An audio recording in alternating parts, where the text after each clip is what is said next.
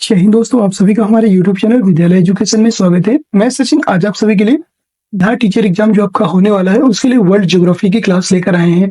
ये क्लास आपके सभी एग्जाम्स के लिए बेहद महत्वपूर्ण होगी। चाहे आप कोई सा भी एग्जाम दे रहे हैं उन सभी एग्जाम्स के लिए ये क्लास बहुत ही महत्वपूर्ण होगी।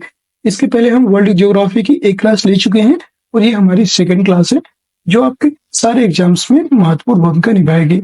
चलिए शुरू करते हैं। आज के इस क्लास में आप सभी का स्वागत है। हमारा चैप्टर है आपका अक्षांश एवं देशांतर और पहला क्वेश्चन है आपके स्क्रीन के सामने कि ग्लोब पर विश्व की जो स्थिति है ये कब पाई जाती है। 21 जून एवं 22 दिसंबर, 21 मार्च एवं 23 सितंबर, 15 अक्टूबर एवं 23 अप्रैल, 22 जुलाई एवं 22 दिसंबर। इसका आंसर आप सभी को कमेंट बॉक्स में कमेंट करना है। क्या होगा इसका राइट आंसर? इसका राइट हो जाएगा 21 मार्च एवं 23 सितंबर। ये ऑप्शन इसका राइट हो जाएगा। ग्लोब पर जो विश्व की स्थिति है ये 21 मार्च एवं 23 सितंबर को देखी जाती है। 21 मार्च व 23 सितंबर को सूर्य की किरणें विषुवत वृत्त पर सीधी पड़ती हैं और वह तिथियां जिसमें दोनों गोलार्धों में दिन और रात की अवधि समान होती है विषुव के नाम से जाना जाता है। 21 मार्च वाले विषुव को बसंत विषुव और 23 सितंबर वाले विषुव जो होता है उसको शिशिर विषुव कहा जाता है। अगला प्रश्न क्वेश्चन नंबर 2, निम्नलिखित में से कौन सा शहर सबसे पहले सूर्यास्त का अनुभव करता है ये बताना है। सिडनी, हांगकांग, टोक्यो, सिंगापुर, उपरोक्त में से कोई नहीं है। एक से देख जो आपका ऑस्ट्रेलिया का सिडनी शहर है ये जो है सबसे पहले सूर्यास्त का अनुभव करता है। ए ऑप्शन राइट हो जाएगा। भौगोलिक स्थिति के अनुसार जो स्थान वह सर्वाधिक पूर्व दिशा में होगा वहां पर सबसे पहले सूर्योदय एवं वह सूर्यास्त दोनों होता है। उपरोक्त शहरों में सिडनी सबसे पहले सूर्यास्त होगा क्योंकि उसकी भौगोलिक स्थिति 151 डिग्री 12 मिनट पूर्वी देशांतर है। जबकि टोक्यो की बात करेंगे तो इसकी स्थिति है 139 डिग्री 45 मिनट पूर्वी देशांतर। हांगकांग 114 डिग्री 11 मिनट पूर्वी देशांतर तथा सिंगापुर की बात करेंगे तो 103 डिग्री 51 मिनट पूर्वी देशांतर में स्थित है। अगला क्वेश्चन है क्वेश्चन नंबर 3, चंद्र ग्रहण कब होता है ये बताना है। तो चंद्र ग्रहण कब होगा? जब पृथ्वी जो है सूर्य और चंद्रमा के बीच में आ जाती है तो क्या होता है? चंद्र ग्रहण होता है। याद रखेंगे, सी ऑप्शन राइट हो जाएगा। और सूर्य ग्रहण कब होता है? जब सूर्य और पृथ्वी के बीच में चंद्रमा आ जाता है तब उस टाइम पे सूर्य ग्रहण होता है। ये बात हम याद रखेंगे। क्वेश्चन नंबर 4 है, ध्रुवों पर किसी वस्तु का जो भार है भूमध्य रेखा की तुलना में अधिक होता है, ऐसा क्यों? तो आप सभी को पता है पृथ्वी की जो आकृति है ना इसकी वजह पे ध्रुवों पर जो किसी वस्तु का भार भूमध्य रेखा की तुलना में अधिक होता है। याद रखेंगे, तो ये ऑप्शन राइट हो जाएगा। जो है पृथ्वी अपने ध्रुव पर थोड़ी चपटी हुई है इसलिए ध्रुव पर किसी वस्तु का भार भूमध्य रेखा की तुलना में अधिक होता है, जिसका प्रमुख कारण गुरुत्वाकर्षण बल होता है। और पृथ्वी किसी वस्तु को जिस बल से अपनी केंद्र की ओर खींचती है उस बल को वस्तु का भार कहते हैं। और वस्तु पृथ्वी के तल से जितनी दूर होती जाती है उतना ही पृथ्वी का आकर्षण बल कम होता जाता है। चूंकि भूमध्य रेखा पृथ्वी के केंद्र से ध्रुव की अपेक्षा दूर है इसलिए भूमध्य रेखा के मुकाबले ध्रुव पर वस्तु का भार अधिक होता है। पृथ्वी के दैनिक घूर्णन के कारण भूमध्य रेखा पर जी का मान ध्रुवों की अपेक्षा कम होने से भी भार जो है कम होता है। नेक्स्ट क्वेश्चन है आपको क्वेश्चन नंबर 5, दक्षिणी गोलार्ध में सबसे बड़ा दिन कौन सा होता है ये बताना है। जो दक्षिणी गोलार्ध है इसमें सबसे बड़ा दिन जो है 22 दिसंबर को होता है। वो बी ऑप्शन करेक्ट हो जाएगा। 22 दिसंबर की स्थिति में दक्षिणी ध्रुव जो है सूर्य के सम्मुख होता है और सूर्य मकर रेखा पर लंबवत चमकता है जिससे यहाँ ग्रीष्म ऋतु होती है। इस स्थिति को मकर संक्रांति विंटर सोलिस्टिस कहता है। ठीक है, विंटर सोलिस्टिस कहा जाता है। इस समय उत्तरी गोलार्ध में सूर्य तिरछा चमकता है जिससे दिन छोटा व रातें बड़ी होती हैं और गर्मी कम होने से जो है जाड़े की ऋतु होती है तथा दक्षिणी गोलार्ध में जो है सबसे बड़ा दिन होता है। और 21 मार्च और 23 सितंबर को सूर्य विषुवत रेखा पर लंबवत पड़ता है।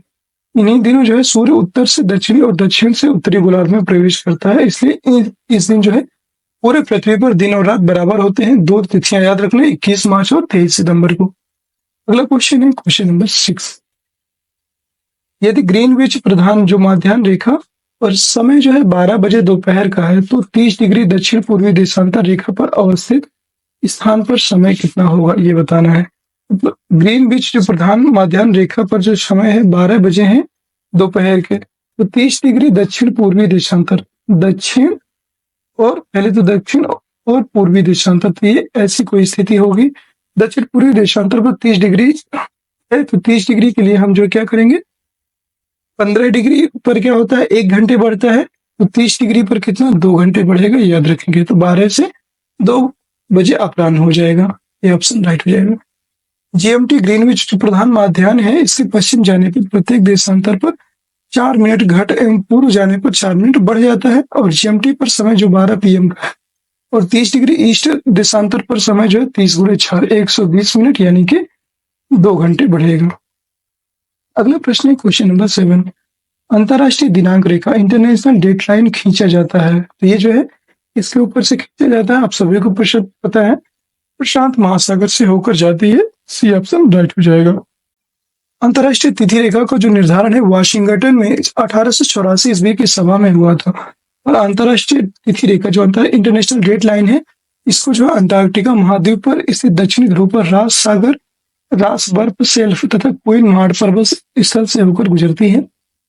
यह 180 डिग्री देशांतर से निर्धारित किया गया है और इस रेखा के पूर्व से पश्चिम की ओर जाने पर 1 दिन घटता है तथा पश्चिम से पूर्व की ओर जाने पर 1 दिन बढ़ता है।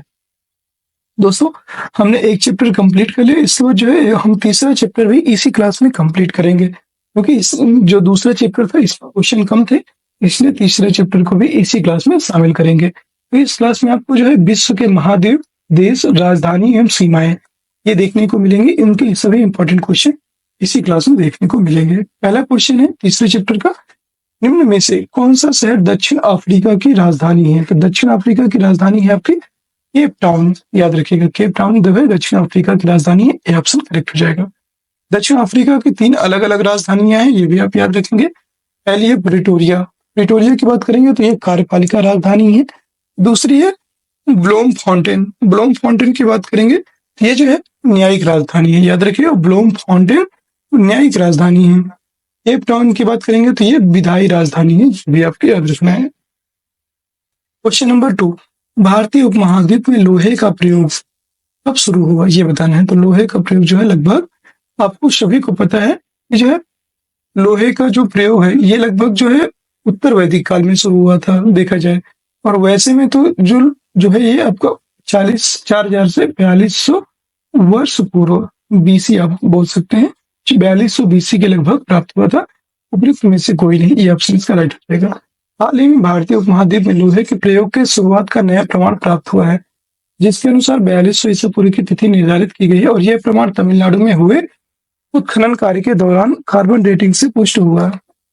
इससे पहले देश में लोहे का प्रयोग का प्रमाण जो है 1900 से 2000 ईसा पूर्व माना जाता है। अतः विकल्प में दिए गए तीनों कथन जो है असत्य है। नेक्स्ट क्वेश्चन है क्वेश्चन नंबर 3, पैंजिया से टूटे हुए दक्षिणी महाद्वीप को क्या कहते हैं? प्रशांत महासागर, लॉरेशिया, गोंडवाना लैंड, उपयुक्त में से एक से अधिक या उपयुक्त में से कोई नहीं। जो आपका पैंजिया से टूटा हुआ दक्षिणी महाद्वीप है इसको हम लोग गोंडवाना लैंड कहते हैं, सी ऑप्शन राइट हो जाएगा। ये आपको 68 बीपीएससी प्री 2022 में क्वेश्चन पूछा गया था। और वैगनर के महाद्वीपीय प्रवाह सिद्धांत के अनुसार कार्बोनिफेरस युग में पृथ्वी के सभी स्थलखंड आपस में जुड़े हुए थे, जिसे पैंजिया नाम दिया गया। और पैंजिया के चारों ओर महासागर का विस्तार था, जिसे पैंथालासा कहा गया।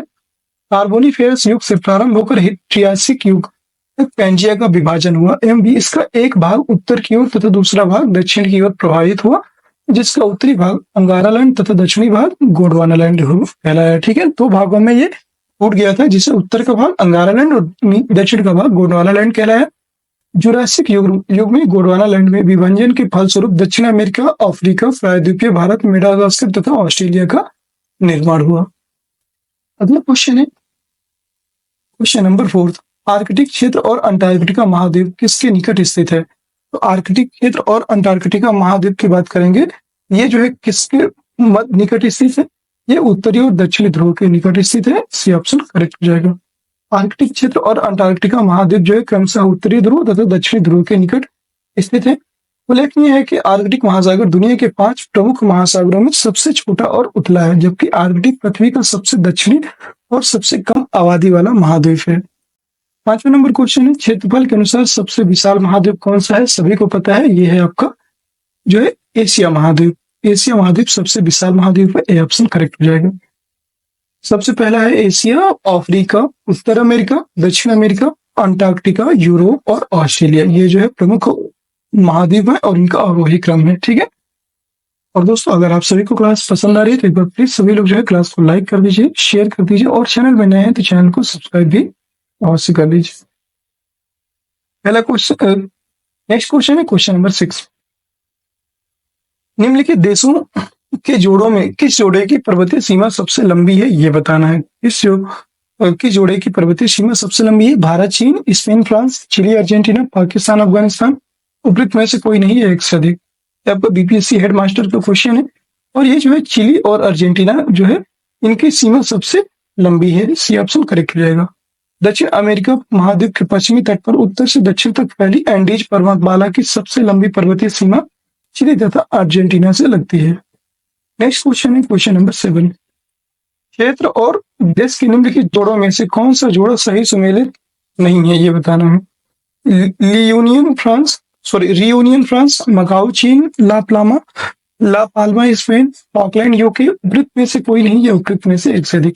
आपको बीपीएससी हेडमास्टर का क्वेश्चन है और जो है इसमें बताना कौन सा सुमेलित नहीं है। तो रियूनियन फ्रांस एकदम सही है, मकाऊ चीन ये सुमेलित नहीं है। ठीक है। ला पाल्मा स्पेन सही है, फॉकलैंड जो है यूके ये भी सही है। ठीक है। बी ऑप्शन इसका राइट हो जाएगा।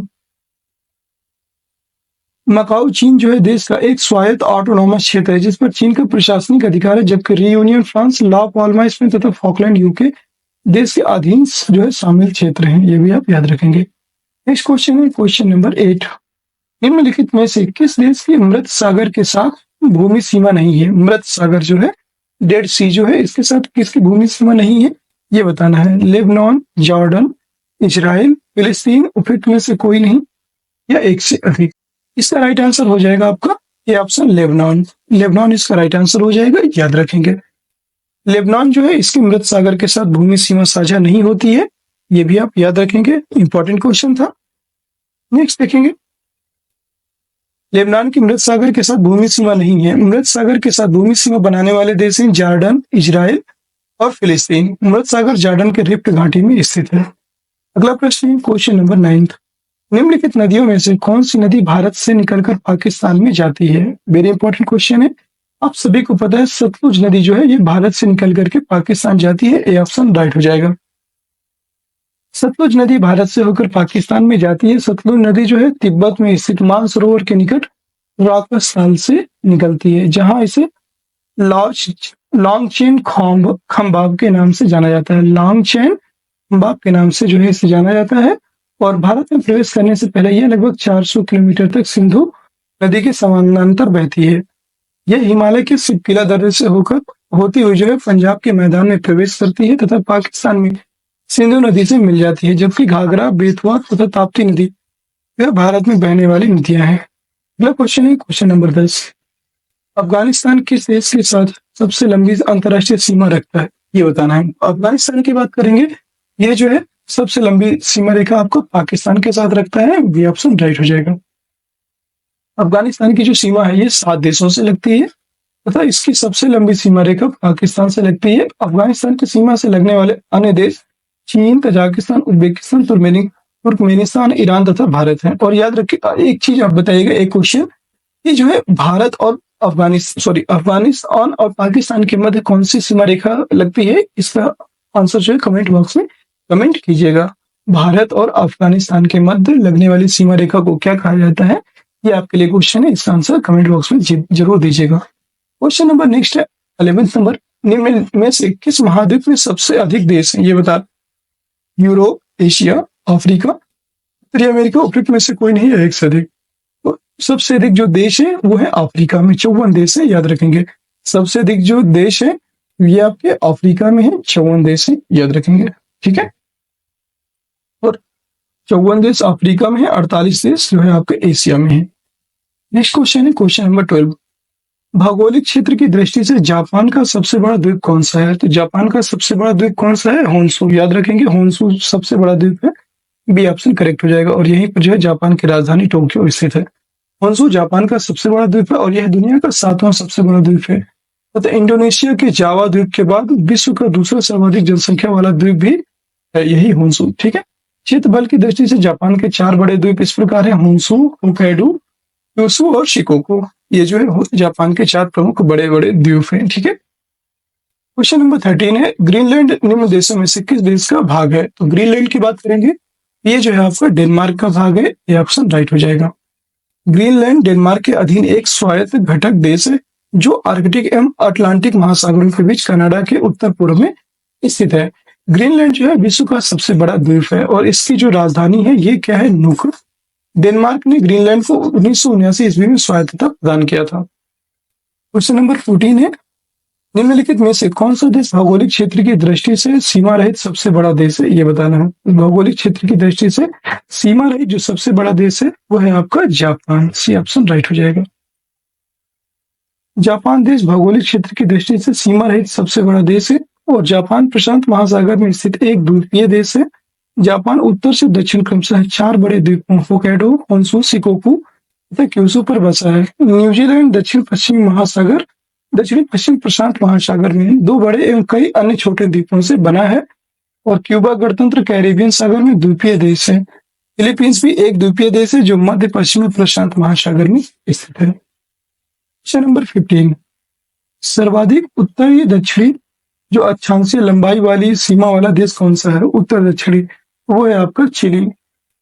उत्तर से दक्षिण जो है ये एंडीज पर्वतमाला से लगता है और सबसे अधिक लंबी सीमा वाला देश है। बी ऑप्शन इसका राइट हो जाएगा। सर्वाधिक उत्तरी दक्षिणी अक्षांशीय लंबाई वाले जो सीमा वाला देश चिली है, यह दक्षिणी अमेरिका महाद्वीप से प्रशांत महासागर की तरफ पर स्थित है। चिली के जो है चिक्कू कामाटा खान जो है विश्व में तांबे के उत्पादन के लिए विश्व प्रसिद्ध है। याद रखेगा, चिक्कू कामाटा जो खान है ये तांबे के उत्पादन के लिए सबसे प्रसिद्ध है। क्वेश्चन नंबर 16, निम्न में से कौन सा एक स्थल रुद्ध देश है? लैंडलॉक कंट्री की बात करेंगे, बेल्जियम, हंगरी, रोमानिया, यूक्रेन। उपयुक्त में से कोई नहीं है एक से अधिक। अब सभी को पता है हंगरी। हंगरी आपका जो है ये लैंडलॉक कंट्री है। बी ऑप्शन राइट हो जाएगा। स्थल अवरुद्ध देश है। हंगरी जो है मध्य यूरोप का स्थल अवरुद्ध देश है जिसकी राजधानी बुडापेस्ट है। हंगरी के उत्तर में स्लोवाकिया, उत्तर पूर्व में यूक्रेन, पूर्व में रोमानिया और दक्षिण में सर्बिया, दक्षिण पश्चिम में क्रमशः क्रोएशिया, स्लोवेनिया स्थित है, जबकि पश्चिम में ऑस्ट्रिया स्थित है। हंगरी एक स्थल अवरुद्ध देश है, जबकि बेल्जियम की सीमा उत्तरी सागर, रोमानिया के दक्षिण पूर्व में काला सागर एवं यूक्रेन के दक्षिण में काला सागर स्थित है। नेक्स्ट क्वेश्चन है क्वेश्चन नंबर 17, इजराइल की उभयनिष्ठ सीमाएं बताना है। इजराइल की जो है 4 सीमाएं हैं, लेबनान, सीरिया, जॉर्डन और मिस्र के साथ लगती हैं। ये ऑप्शन राइट हो जाएगा। बहुत अच्छा क्वेश्चन है और ये वर्तमान में भी आ सकता है क्योंकि वर्तमान परिप्रेक्ष्य में जो है इजराइल सबसे महत्वपूर्ण देशों में से एक हो गया है। नेक्स्ट क्वेश्चन है आपका क्वेश्चन नंबर 18, जिसका आंसर आप सभी को जो है कमेंट बॉक्स में कमेंट करना है और ये आज का हमारा अंतिम प्रश्न होगा। निम्नलिखित में से कौन सा महाद्वीप क्षेत्रफल के अनुसार सबसे बड़ा है? यूरोप, अफ्रीका, उत्तरी अमेरिका, दक्षिण अमेरिका। इसका आंसर आप सभी को देना है। अगर आपने पूरी क्लास कंप्लीट की होगी तो इसका आंसर आप सभी लोग दे पाएंगे और इसका आंसर इसी क्लास में है। जरूर इसका आंसर आप सभी दे देंगे। ठीक है, और कैसी लगी क्लास कमेंट बॉक्स में जरूर बताइएगा। क्लास पसंद आई है तो सभी लोग जो है क्लास को एक बार लाइक कर दीजिए, शेयर कर दीजिए और चैनल में नए हैं तो चैनल को सब्सक्राइब भी अवश्य कर लीजिए। फिर मिलते हैं किसी नेक्स्ट वीडियो में। तब तक के लिए जय हिंद, जय भारत। आप सभी जो है टेलीग्राम चैनल को जुड़ना मत भूलिएगा। टेलीग्राम चैनल को जो है सभी लोग ज्वाइन कर लीजिए, जिससे कि आप सभी को वहां पे क्लास पीडीएफ और क्लास की सारी नोटिफिकेशन और एग्जाम से रिलेटेड सारी जानकारी भी वहां पे आपको मिल जाएगी। मिलते हैं फिर किसी नेक्स्ट वीडियो में। तब तक के लिए जय हिंद, जय भारत।